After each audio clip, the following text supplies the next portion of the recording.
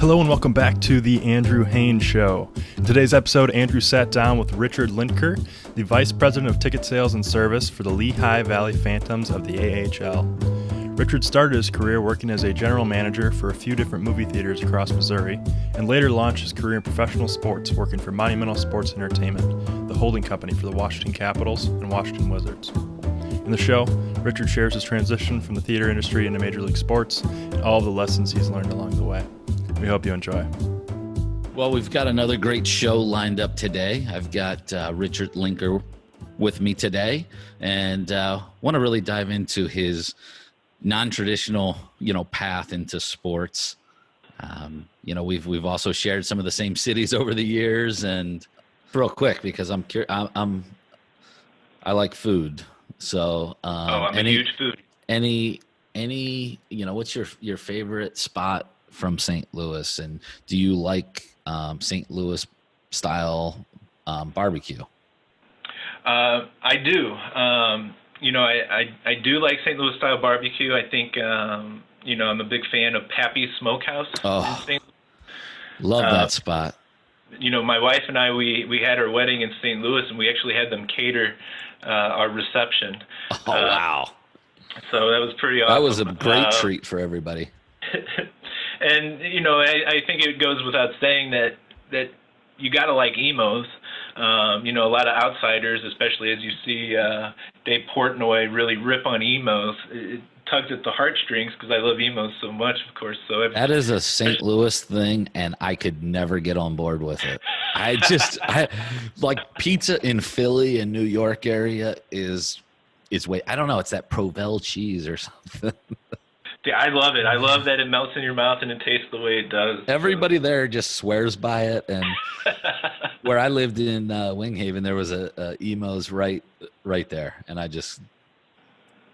tried it a few times. And how about in Lehigh Valley? Anything, you had any good cheesesteaks there or any other good stuff? Yes. So right before this hiatus, we the Flyers had invited some of us down, and we got a chance to eat. I don't want to say what my favorite one is because I don't have enough experience with eating the cheesesteaks.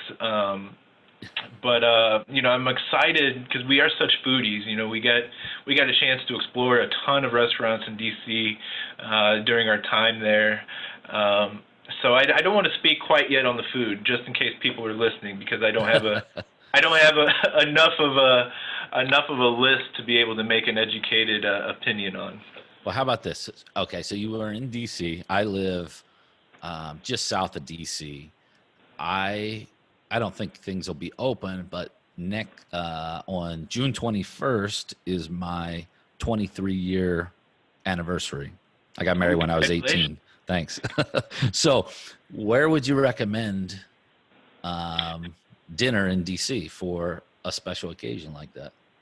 So I am biased because I got a chance to really get to know him well. But any of Chef Jose Andres' restaurants, primarily Jaleo is the mainstay, but if you like Mediterranean food, Zaytinya. Zaytinya is an experience. It's so great. The food is outstanding. I've never had a bad experience with Zaytinya. Unbelievable hummuses, great wine selection. Zaytinya is the spot, but you can't go wrong with any of Chef Jose Andres' restaurants.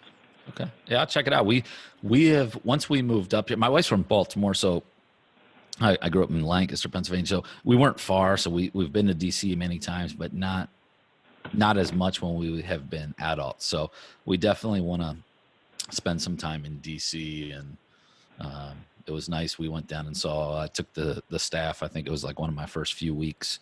We took the staff to a Wizards game.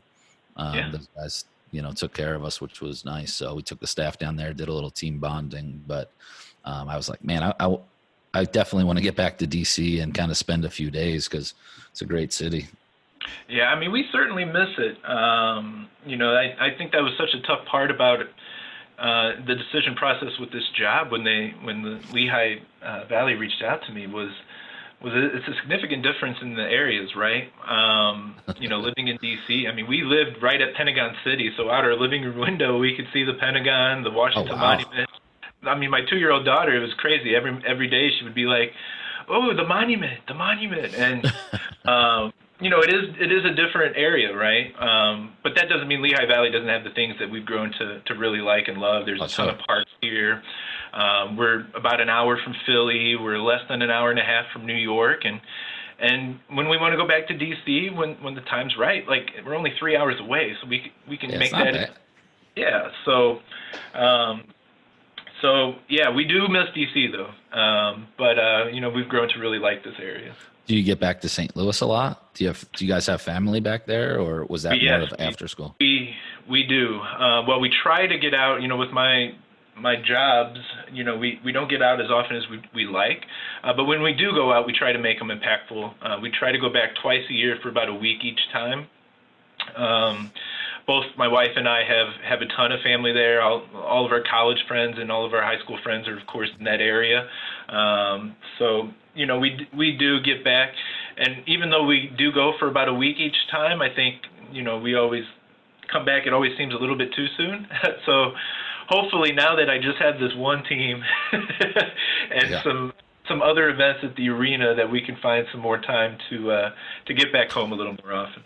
I had when I moved to St. Louis, I hired a guy as my director of ticket sales from SEMO, and he's a SEMO nut, like absolute SEMO nut. And it's just funny because anytime anybody would apply that went to SEMO, they were like top of the list for his interviews. And he's always talking about SEMO and goes back. His name is Brian Roth. I know Brian, actually. You know Brian? When I was doing my work with the basketball team, I got to know Brian a little bit, and so he is a awesome. huge Super supporter fan of all things SEMO and a huge supporter of indoor soccer in St. Louis. I've never met someone with more knowledge of indoor soccer in my life. And he is like family. He's like family. And it's funny. I had him, he was my first guy I hired there.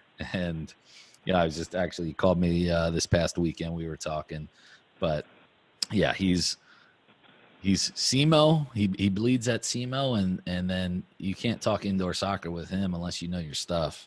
So he'll tell you who scored in 1987 in the second period of game 2. So, yeah. But that's funny. I figure you went to SEMO, and it looked like the years you were there were probably a few years after he got out of school. I think he's a few years older than I am. And that's funny. So I'm gonna have to call him now. So Richard, why don't you give us a little overview of kind of where you got started in your professional career and your transition into professional sports? Yeah, absolutely. And thank you, Andrew, for having me, and congrats on the podcast getting going. Obviously, you've got more than 10 episodes now, so congrats on that. Appreciate it. And congrats on everything you got going on in Fredericksburg, too. Beautiful ballpark, and it looks like things are going really well down there. Yeah, it definitely is. It's going to be fun if we ever get to play in it. Just really quickly, my name is Richard Lintker. I'm the VP of Ticket Sales and Service for the American Hockey League's Lehigh Valley Phantoms, and also the PPL Center, the arena in downtown Allentown, here in the Lehigh Valley area of Pennsylvania. And like Andrew said, I do have a non-traditional start into this industry.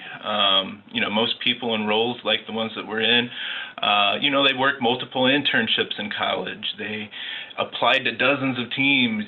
They worked through their way up the ladder gradually with various sales roles that followed a very traditional path into management. And my story's a little bit different, and not to take us back too far, but I think where my interests lie, take me back all the way to when I was a teenager.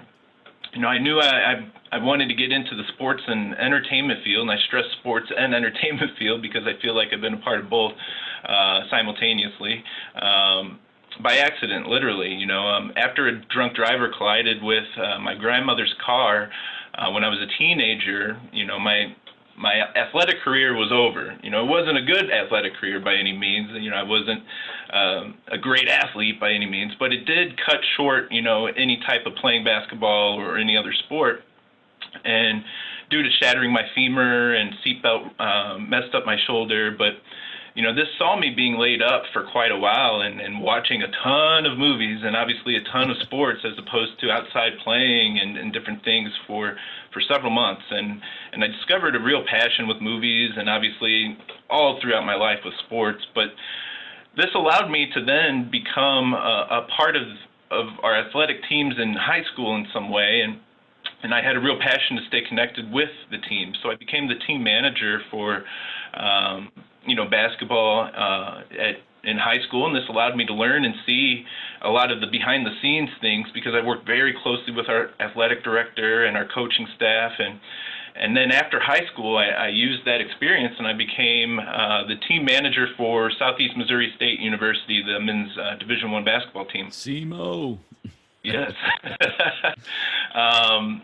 You know, again, I was able to work extremely closely with the coaching staff and also learn some of the business side because I helped run the basketball camps as well as assisted with recruiting in terms of the planning and the scheduling and also working with the arena itself when it came to scheduling out practices and workouts and other basketball-related initiatives. So after leaving SEMO, after finishing up school, I was then elevated to be an assistant coach with the team for 2 years, which really gave me a strong coaching background, allowed me again to experience more of the behind-the-scenes, full fleshed-out, you know, business side, if you will. But unfortunately, our head coach was let go. And, you know, I was young and naive thinking, well, you know, another opportunity will present itself, obviously, but it's few and far between for coaching roles, especially at that level, of course. So eventually, you know, I happened upon a sign at a movie theater that said, looking for a general manager in training after seeing a movie. And, you know, I applied for it, you know, because I didn't have anything else at the time, right? So, you know, I had a love of movies and I had experience in school with business management classes. So I got the job within a week of seeing that sign, and within 3 weeks of getting the job, I was the general manager of a theater in O'Fallon, Missouri, which is just right outside of St. Louis. You're probably familiar with that area, the St. Charles and O'Fallon area there. This is crazy, but I lived in O'Fallon. I lived right by Winghaven Country Club there. And so that movie theater was the movie theater that my family and I would go to when we lived there. So wow, that's incredible. Small world. The mid 2000s. So you know, I started running. I missed you a few years, but yeah. So, you know, after running that theater, we opened one in Fenton, Missouri, if you're familiar with the Gravois Bluffs area. Yep. So, you know, I was overseeing 2 locations in the St. Louis area, and then that grew to also overseeing locations in up by the Chicago area as well as Omaha, Nebraska, all at the same time. So I had a deep appreciation in this career. You know, I loved it, and, you know, at the time in my 20s, I thought it was great. You know, I thought it was fantastic, and you know, after doing it for a few years, our company was a small Midwestern company, you know, with 25 to 30 locations.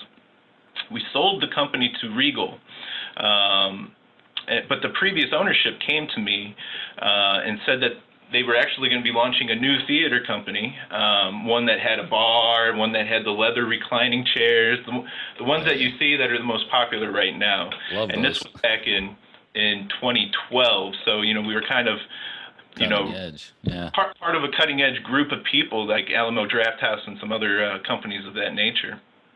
So the first location that they had land in was just outside of Washington, D.C., and, you know, at the time, I either stay with Regal, right, stay with my current location and stay with that team, or try something new with people that I had been working with and had trusted me for many years. So, you know, I was ready to take the plunge, especially when my girlfriend at the time, who's now my wife, was willing to make the move with me. So that was signed, sealed, delivered. Here we come. Nice. So it was just outside of D.C. in Maryland. and I supervised the on-site construction and the grand opening for the movie theater. And after a few months of that, I was working hard. I was working every single day, multiple hours a day, to get this thing up and running. You know how that is to start a company and different things. There's just so much, for sure. So much to it, and when you're not there, you feel like you have to still be there, right? Yep. So, I just happened to take a day off, and I had seen somewhere along the lines a sports networking event happening, a Teamwork Online sports networking event happening at the Nationals ballpark. And I'd been meaning to get out to the Nationals ballpark, of course, too. So I thought, I get the ticket and I get to meet people in an industry that I'm very curious about. I didn't know I truly wanted to make the jump and work into this industry yet. I was just very curious about it. And after the grind of opening this location and all the hours, it was one of those things where I was like, maybe I need something different, especially when you see your girlfriend who had moved from St. Louis out there, sitting at home night after night without me. So, I wanted to make sure that, I did something that helped us be happy with the move. So, yeah, shot in the dark, go to the networking event. I look at who's going to be there. I did research on the roles they were looking for. And ideally, I wanted to make sure if I'm going to talk to any of these people, I'm going to make sure I'm talking about something specific. I don't want to be that person that goes in there and says, hey, I'm just trying to get my foot in the door. I run movie theaters. Because not a single person in there is going to really want to talk to me unless they want to talk to me about movies, right? So, I noticed on the advertisement for the networking event, there was a very specific warning in bold that said, please do not bring resumes to this event. However, in smaller print, you may bring business cards. So I had my movie theater business card. It's nothing flashy. It just said I was the general manager and different things of that nature. So I decided, why not make an impression? Worst case scenario, at least I got these something for me to look back on and laugh. So I created Topps baseball card business cards with my picture on the front and a mini resume, if you will, on the back, stats, if you will. So it just listed the years in the tenure I worked with the basketball team, as well as the years in the tenure I worked with the movie theater company. And, I had, FedEx Office create maybe 25, 30 of these, and I went back and I circled on my list exactly who I wanted to talk to and what I wanted to talk to them about. And on that list, of course, were the Washington Wizards and Capitals, and the Washington Nationals and University of Maryland. And I specifically wanted to talk to those three, and I specifically wanted to talk about sales roles because I couldn't help but notice on Teamwork, the majority of jobs listed were sales roles. So, as somebody who'd been in business for a while, I was like, well, this looks like, the smart play, right? The somewhat that's not the entry easy point. way to get it. But exactly, so it's basically saying I want to get my foot in the door without saying I want to get my foot in the door in some aspects. But I also had relatable experience because running the movie theaters, I had to sell pre-show advertising. I had to sell partnerships in terms of the different ads that you see immediately, the big ads that you see immediately before a show. And obviously I had experience in overseeing staff and different things of that nature. And I thought going into a sales role, there might be an opportunity if it presents itself for me to grow into a management level. So, the first conversation I had in the evening was with Kirk Madsen with the Washington Wizards, who was the director of inside sales at the time, and presented the baseball card. He got a good chuckle. He was, I could tell that he actually enjoyed it, and it wasn't, he fell in that half of the people I was hoping would find it creative and not the half of the people that were going to find it stupid.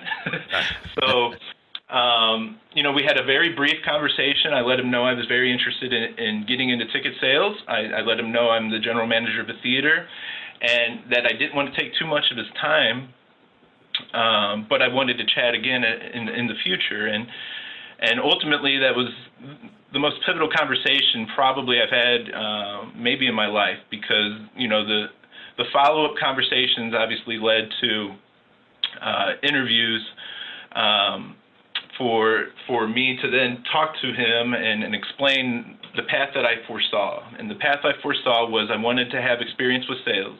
After further research after that event, I realized there's a whole nother side of that coin, that's service and retention. I told him I wanted to have experience with service and retention and ultimately be well-rounded enough to get into management. And that was in the sit-down, actual interview. I kind of laid that out for him. Well, sure enough, they offered me the job, which was a significant pay decrease. So again, that was going to be one of my questions. I mean, going from GM to account executive. Yes. So, which I think a lot of people in my position would probably say no thank you to. But to me, after these conversations, I just felt like I had enough belief in myself. I had enough belief in Kirk and enough belief in the company that the path that I told him in my interview, I saw as being a reality. And if it didn't work out, so be it. I'm going to make what I can out of it. And then if it doesn't work out, I'm going to make what I can out of that situation. So luckily, I think Kirk was just as surprised as a lot of people in my life were that I took it. And like I said, it was a significant pay decrease, but I had the backing of my girlfriend/wife now at the time. Girlfriend at the time, wife now. Sorry.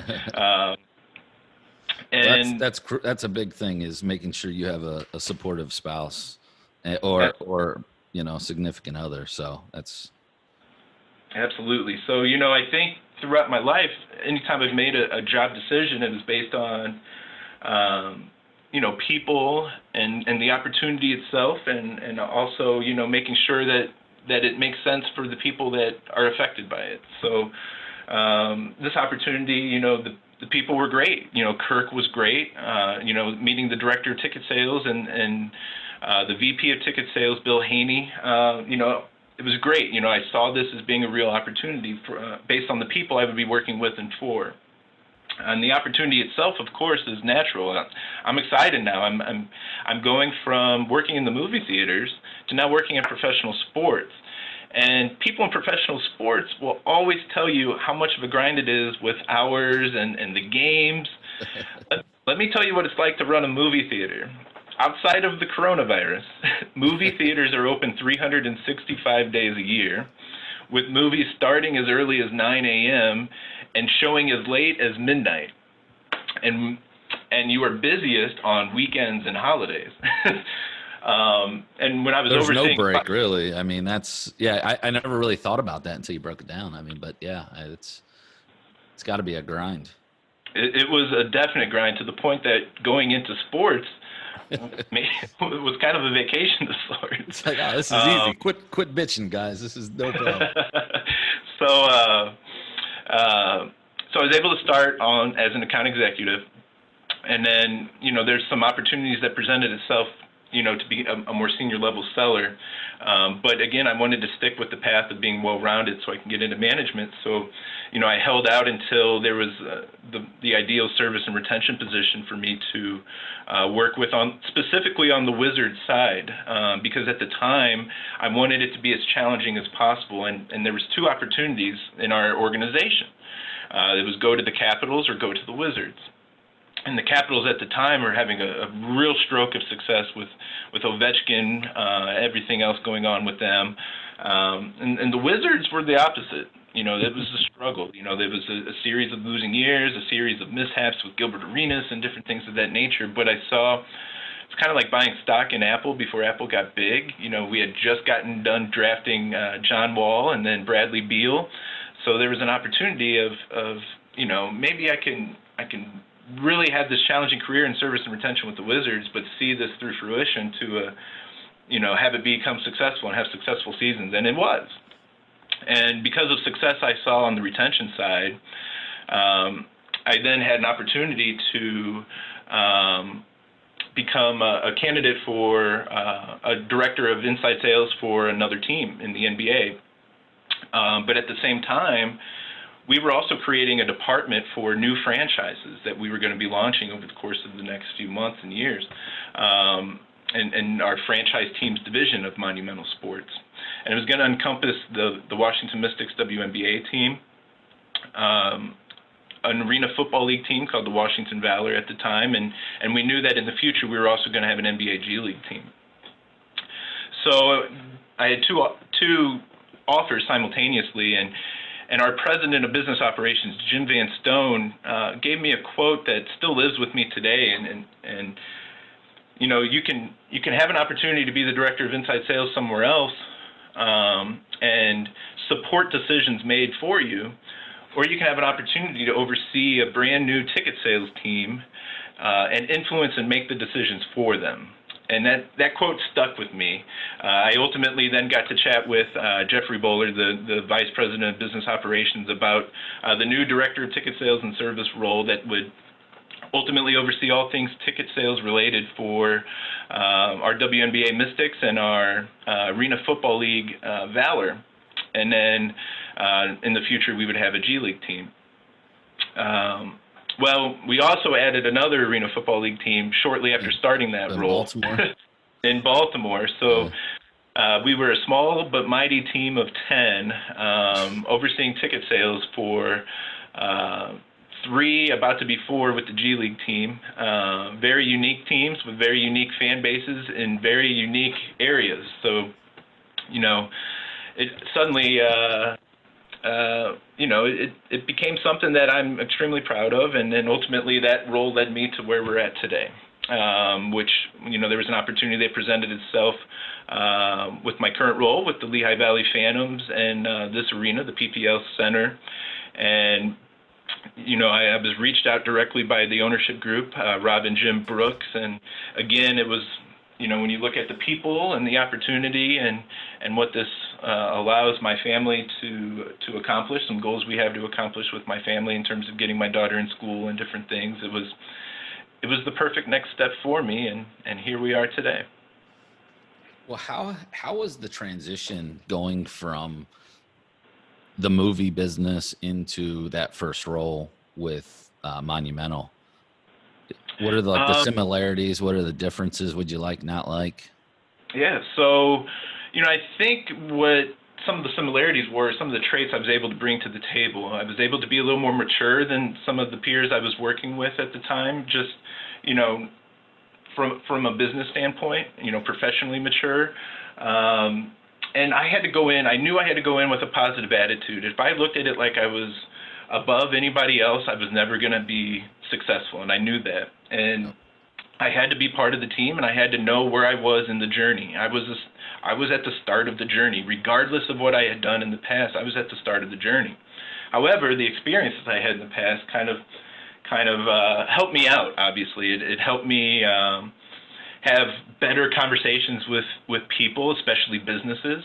You know, I used to be on the flip side of being proposed B2B sales, whether it's somebody trying to sell me mulch for outside the theater or electrical equipment or technology to use. I was on the flip side. I was always being pitched, and now I was the one doing the pitching. So, you know, it gave me some relatable experience, obviously, to have some initial success from the get-go, and kind of set me apart from some of the other people starting at the same time as me. But ultimately, you know, I think it helped me create my 4 pillars that I kind of, you know, use for myself, but also for the teams I now manage and did manage at the movie theater. Because at the movie theater, you know, the relatable things management-wise are I had to hire for a ton of positions that all did significantly different things, whether it was working in projection or working in maintenance or even as granular as doing concession stand working versus being an usher, right? So, you know, I had to learn that I from a management standpoint, and this is kind of fast-forwarding myself to the manager level, is that I always wanted to be surrounded by really good people that necessarily didn't have to be extremely experienced at their particular role to get on board. I just had to have them be good people that would rally around each other and help each other out and be willing to work the grind. They had to be willing to do, you know, multiple tasks. And those 4 pillars that I kind of created out based on my experience with the theater and carried over here into the sports world are, 4 pillars of success, as I call them. It's people, one. You got to believe that your people are your greatest asset, of course. Training, which is vital in the movie theater world, just as much as it is in the sales world. Training, once you get the right people with the right attitudes in place, make sure that they're successful with quality training, quality onboarding, and continuous training, of course. Number 3 is motivation.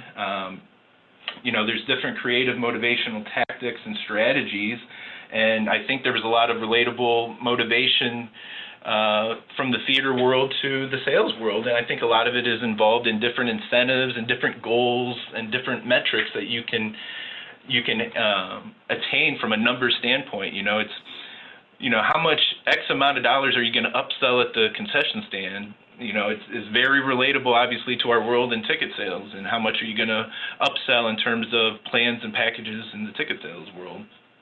And lastly, it's leadership, and I think it starts at the top, and I think the biggest thing is I always want to be, viewed as somebody who will never have his employees do anything that he wouldn't himself do. It's work ethic is very important to me to set that example, but also make sure that we instill that into everybody that we work with. So in terms of relating the 2 careers, I think that led me to these 4 pillars, obviously, and that's what I carry to this day.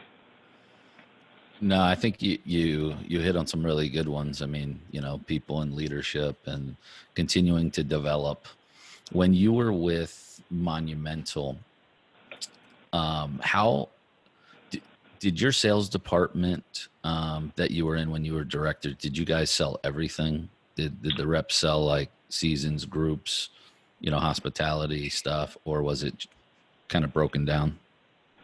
It was full menu.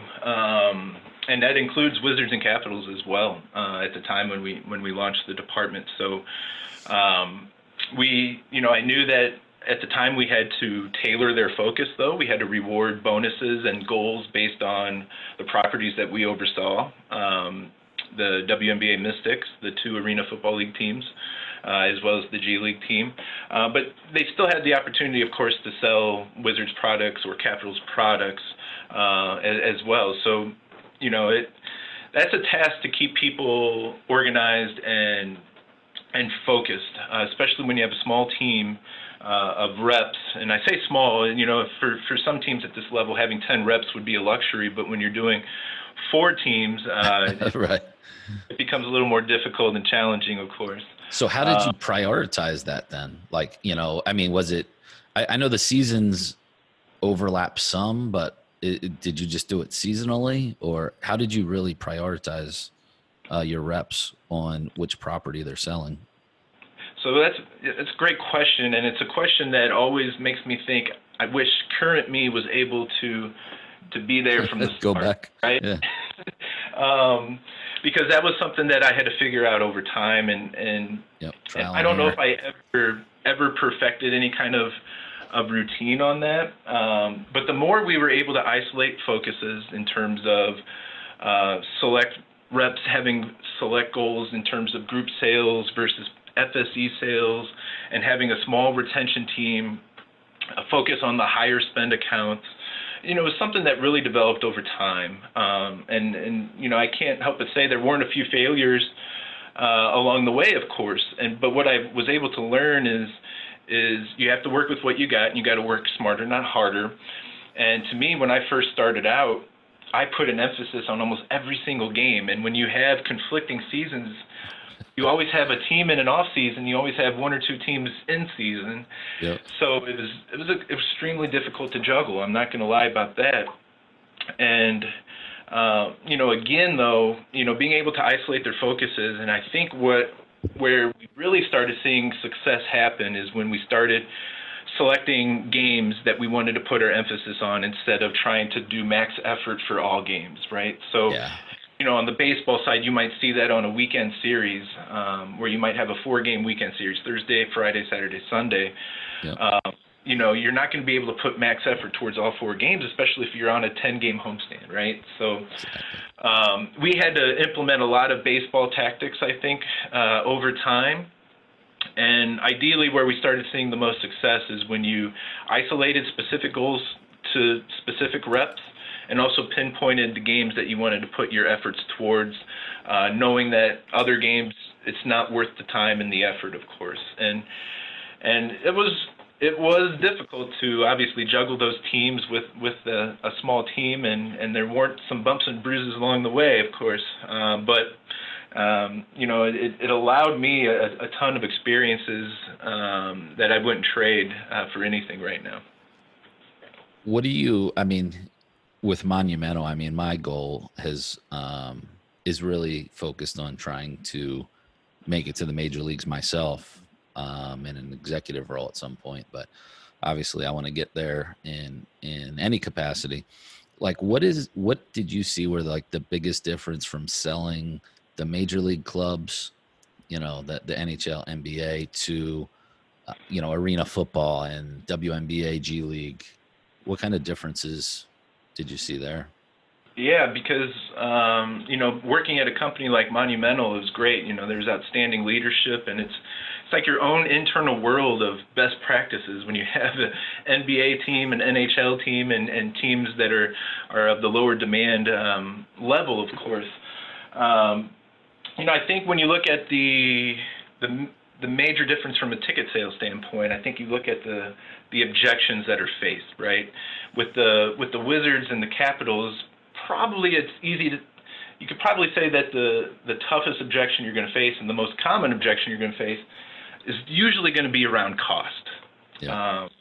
Whereas with our teams, I think, it boils down to overall awareness and competition of entertainment, right? So you're scrapping here. You're trying to get them to want to spend their money to come check you out when they may not know anything at all about your team, or the fact that it maybe didn't even exist to them until you made that phone call, right? So I think when you look at the difference on the ticket sales side, I think you look at the objections that you face in my immediate role with ticket sales, and I think it's a different set of objections you face. Whereas, when you look at the positives of what I gained out of being in a company like Monumental that is just so full of so many different resources, I also had to operate with my budgets, right? I had to operate with things that we're familiar with at this level. And then some of the things that I got out of it, though, the benefits I got out of it was, obviously, number one, every day is truly different. And you have to be really great at pivoting and time management. I think number two, you really feel like you're doing what you love. It's the bigger fish in a smaller pond philosophy. And number three, I think you get to work a lot more closely with the athletes. And I saw that firsthand whenever I started, on the Wizards side and working with the Wizards and Capitals side primarily before I oversaw that group. I didn't have a ton of run-ins outside of some select events for our fans with the athletes. There's not a ton of interaction or anything of that nature. Whereas working with these teams, it's the opposite. It is a ton of interaction, and you have to get a ton of buy-in from the athletes. And, I think one example that just kind of comes to mind is in my, when I was the director of ticket sales and service with those teams, I got to become good friends with Elena Deladon, who is, possibly the greatest women's basketball player playing right now in all the world. Whereas when I was with the Wizards for several years, I maybe had one, maybe two very small conversations with somebody like John Wall, for instance. So I think the ability to work closely with the athletes is a benefit of working with these sports, of course. I think there's more opportunities for you to make an impact with these kind of sports that are going to prepare people for working in the major leagues. I think, being able to be creative with theme nights, and again, being able to pivot on changing some things up with ticket packages or pricing based on demand and things, and having some more flexibility with that, and also having the staff be able to feel a little more empowerment and feel a little more ability to bring things to the table and make some significant change or ideas that we can implement, of course. And I ultimately, working with these teams obviously gives us a more diverse background and becoming a little more well-rounded with learning the entire business side of sports. Because, the higher you get, in the major leagues, I think the more siloed you can get. I think case in point. Yeah, big time. When you compare ticket sales teams, just what we had at Monumental, for instance, you look at the Wizards ticket sales team led by Bill Haney, who's just, he's such an innovator in terms of bringing things to the forefront with ticket sales in general, and a really great leader to learn from. But it's very segmented there, right? There's a director of group sales specifically with a group sales team. There's a director of ticket sales with an FSE team underneath him. There's an inside sales team with coaches to just teach them how to sell.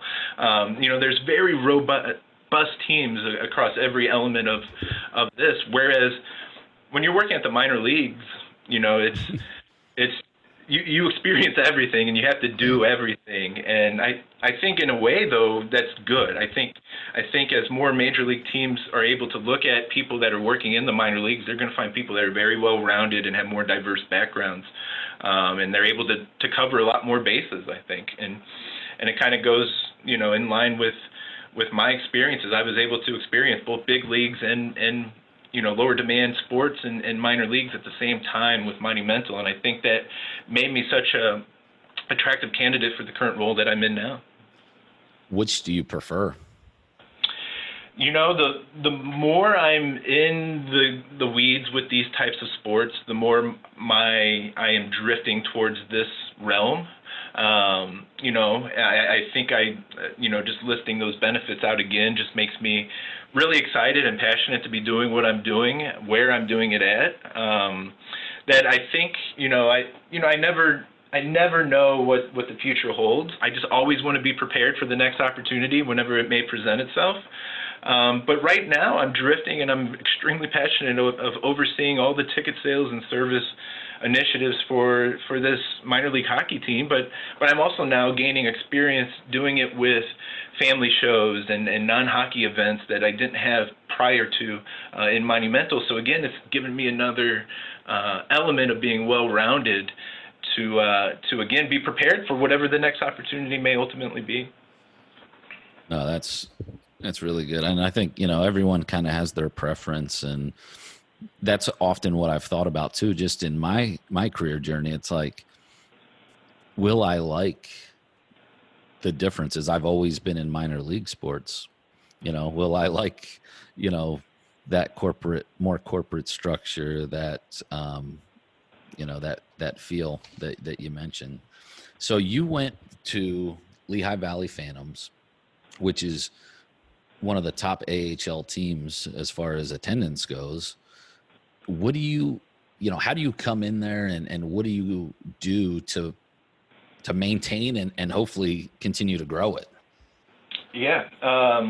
Another good question. And I think it's, as I did research, just like I did when I left the theater industry to join sports ticket sales in general.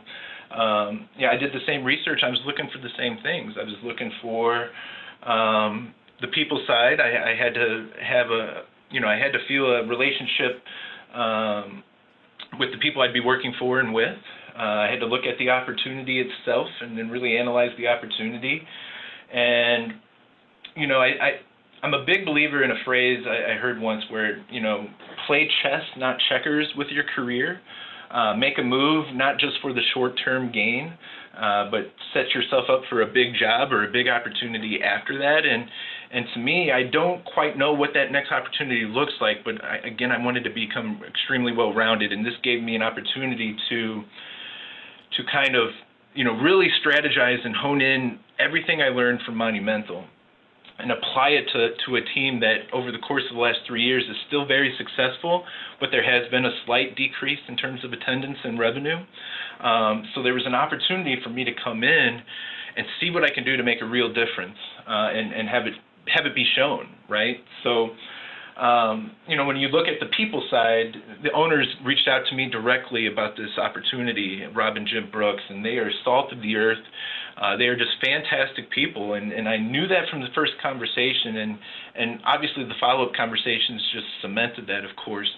And I think there was a real strong connection there, strong enough for them to obviously give me an opportunity that presented itself that was a very significantly impressive opportunity for my family. So then I looked at the opportunity in detail, and it's a first-class arena, and like you said, it's very strong attendance, typically in the top 6, 7, 8 of the entire league. But then I did see that there had been a slight decrease in attendance and a slight decrease in revenue when talking to ownership, and also an opportunity to innovate and initiate a lot of the things I was learning and in some ways taking for granted at Monumental. I was able to work with an unbelievably strong and robust business intelligence team led by Josh Brickman previously, who's now the VP of Business Intelligence for the Bruins, and now Adam Haines and his team. I mean, in many ways, I took them for granted because they were so good. They had elements covered from CRM to just general pricing analytics to also email marketing. And the things I was able to actually learn from them over time, I've been able to initiate here, and it already started making a difference in my first few weeks, of course. And I was able to implement a lot of practices I learned in my time at MSE from MSE leaders like Jim Van Stone and Bill Haney and Darren Montgomery, who have been at Monumental for many years, and now that I'm also doing some overseeing of ticket operations, getting to learn from somebody like Chris Shep, who's been with Monumental Sports for many, many years and has seen anything and everything, obviously, with all those teams. I was able to learn from all these people and bring a lot of these traits, major league traits into this minor league role, if you will. And again, it had to make sense for my family. And, living in D.C., it's not cheap. The trade-off of getting all the great museums and the great restaurants and the great, things to do, the trade-off is you're also paying quite a bit to live there.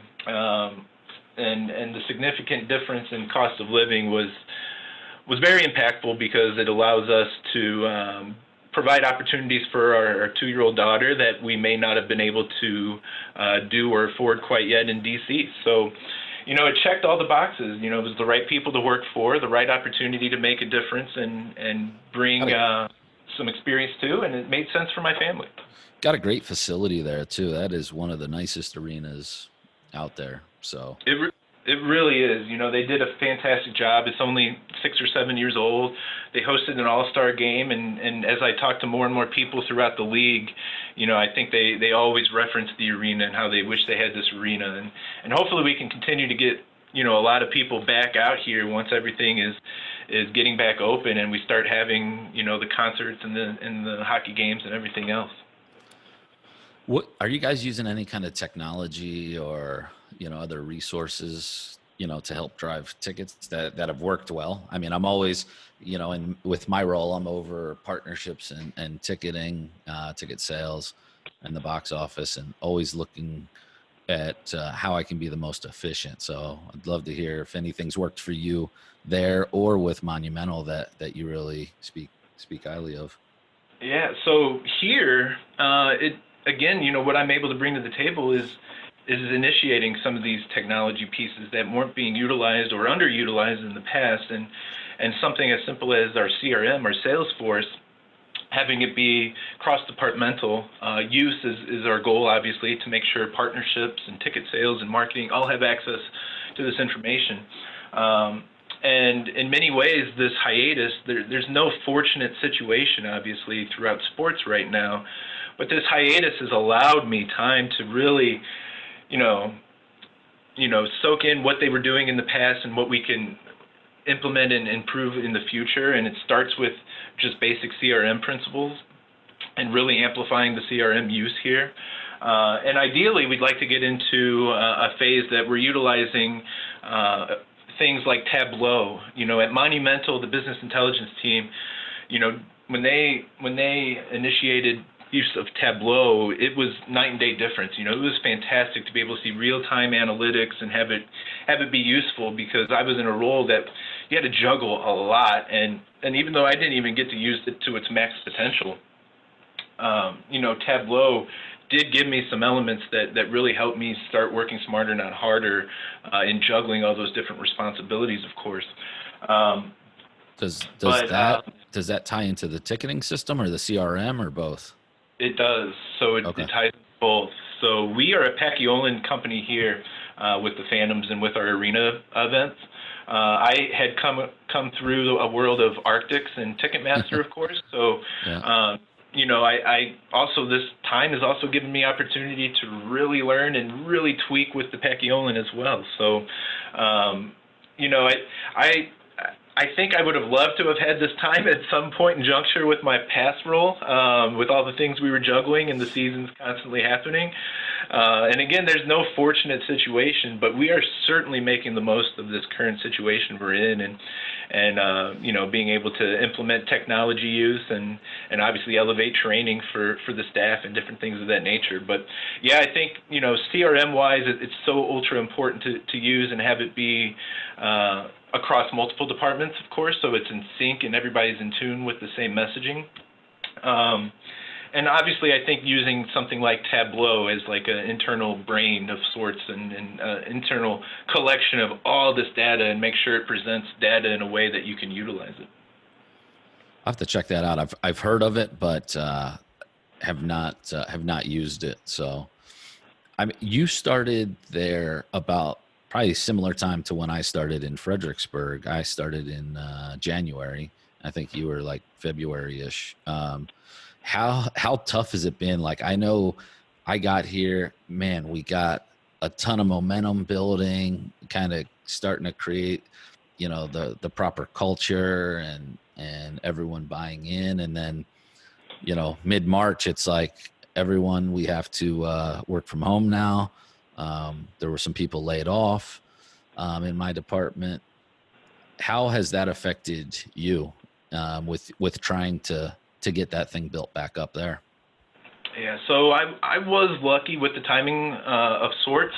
Like we moved down here at the end of January, and I started at the very beginning of February, first day of February. So I had about 6 weeks of hockey games and arena shows. We had a KISS concert, we had the Globetrotters in town, we had Showtime boxing. So I got to see a variety of events and the way we operated as an arena and as a company, but also get to see my team in terms of how they are working as a group and what they're doing with these individual events. Just enough time to have a feeling of what I can bring to the table, obviously, and what we can implement and improve on. And, when this initially happened, I think, nobody really knew the time frame. But to me, we were always going to start, as soon as the season ended, we were always going to start a really deep training. So we were all on the same page in terms of my ticket sales team and myself. A real deep training, just in terms of everything you would want, the 7-step sales process, B2B sales, setting and conducting a meeting, and different things of that nature. So it actually just allowed us to do that sooner, right? And then instead of doing it in a group manner, we're doing it over Zoom. And we were able to really... Is that something that you put on, or do you have outside trainers for that? Yeah, so the majority of it was put on by myself, but we did do, I had, I mentioned his name before, my mentor, Kirk Madsen, talked to the group. Dennis Fryer, who's the director of ticket sales for the Baltimore Ravens, did a 2-part B2B sales training and comparing objections from the NFL to objections in the AHL. We had some outside trainers like, Matt Clark and different people just talk about, in general, ticket sales. And anytime, we have an opportunity to have the team join a webinar from Sports Business Solutions, for instance, or Spinzo has been putting on some really outstanding group sales training webinars, or even the AHL themselves have been doing some really great webinars over the last few weeks. The more they can soak up now, the better we're all going to be served when things start happening, right? Because, things, when they do start happening, we think they're going to happen somewhat quickly, but it's always going to be changing. And it goes back to what I said, working in a sport like this and now working with any sport, you're going to have to be really good at pivoting and really good at multitasking. So to have this time afforded to us now to kind of soak in training and education, I think has been very good. I know it's been huge for my staff and myself. Again, a lot of times, at our level, and I have a lot of entry level. Probably half my staff is entry level. And so just anything that we can do to continue to teach and build them up. And even our guys who have been here for a few years, I mean, you can never stop learning. I'm 41 and I constantly want to learn more and improve. So I do think that has really helped our organization. And I think we're going to be in a great position coming out of that. And I think it sounds like you are too. I follow you on LinkedIn and I see everything that you guys post up there, and you're doing a great job. I mean, that's growing up in central Pennsylvania. I know that area. It's got so much potential. Great facility. Like you said, great ownership. AHL's got high quality, hockey. So I think you're gonna kill it up there next season.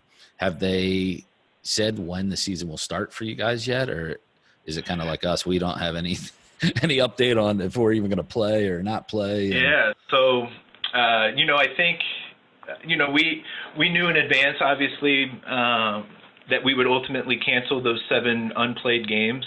So we were able to do some really good training with the ticket sales team in terms of how they were going to relay the message, and how we can, keep fans on board and different things of that nature, of course.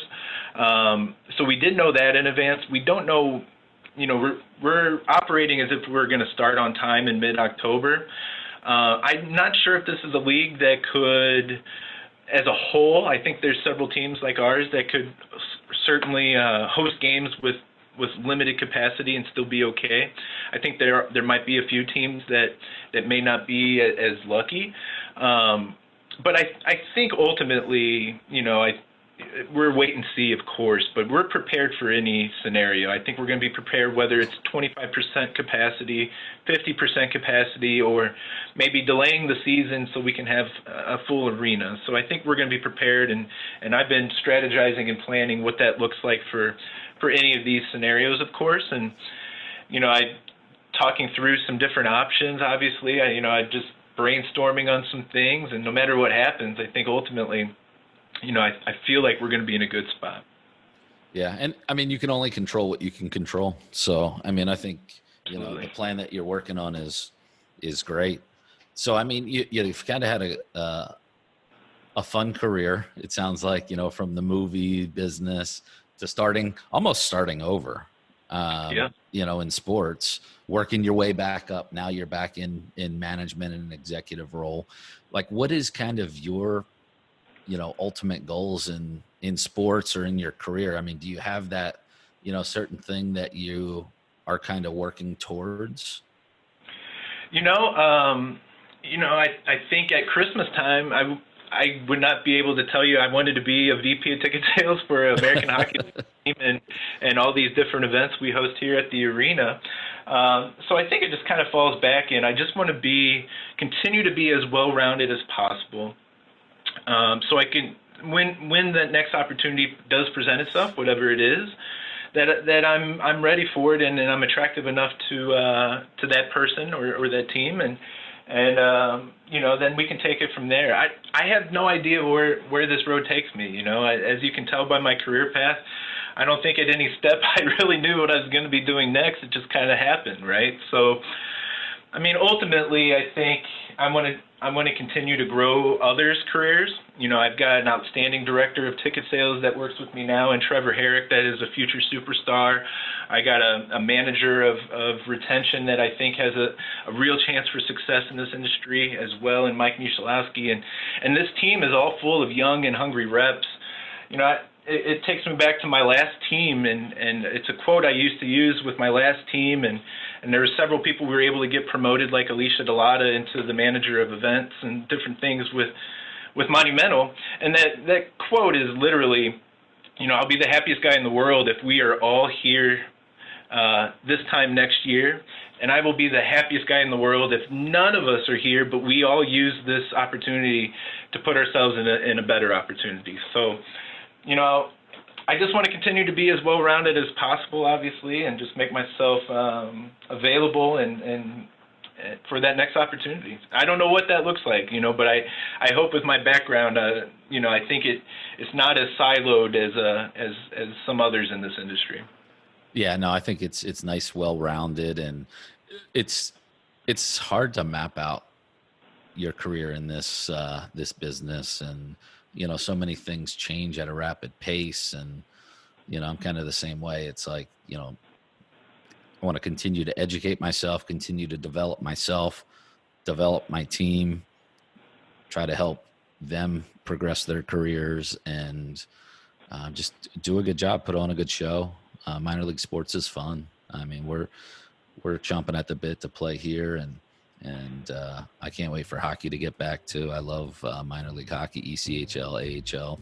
So, keep up the good work. I really enjoyed you spending some time with me today, and let's definitely stay in touch as you're developing up there. If there's anything I can do for you guys, please keep me in mind. Hey, podcast fans. Thanks for listening to today's episode of The Andrew Haines Show. We'd love any feedback that you have for us, so if you have any advice, please leave us a review or reach out to Andrew on LinkedIn.